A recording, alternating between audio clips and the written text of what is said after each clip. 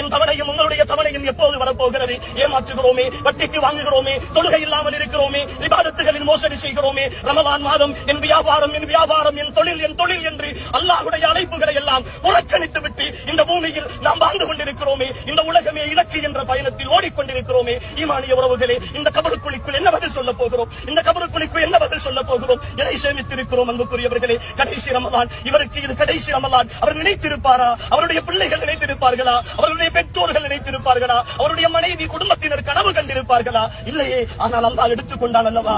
அல்லாஹ் எடுத்துக்கொண்டான் அல்லவா?